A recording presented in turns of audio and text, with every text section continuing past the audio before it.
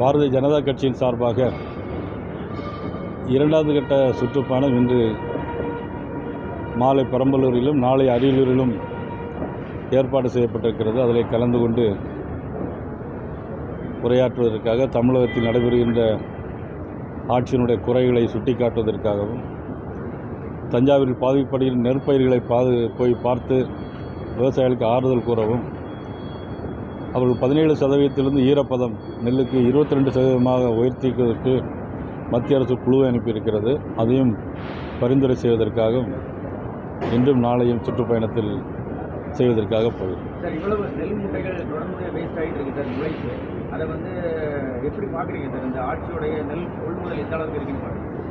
அதாவது ஆட்சி ஒரு நல்ல ஆட்சியாக இருந்தால் இதுக்கு முன்னாடியே அவங்க என்ன பண்ணுங்க, அவ்வளோத்தையும் உடனடியாக கொள்முதல் பண்ணி அதை அந்தந்த உணவு கிட்டங்களை அடைச்சிருக்கணும்.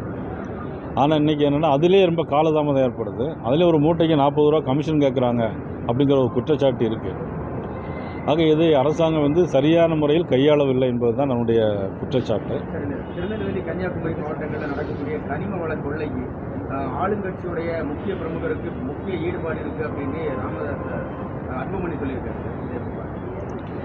திருநெல்வேலி மாவட்டத்தில் மட்டும் இல்லை, தமிழ்நாடு முழுக்கவே ஆளுங்கட்சியினர் தான் எல்லா கல் கோரைகளிலுமே ஒரு லாரிக்கு எவ்வளோ அப்படிங்கிற மாதிரி எல்லா மாவட்ட செயலாளர்கள், மாவட்ட மந்திரிகள் அதில் ஈடுபடுவதாக தான் குற்றச்சாட்டு. எல்லா இடத்துலையுமே அது பரவலாகவே இருக்கிறது.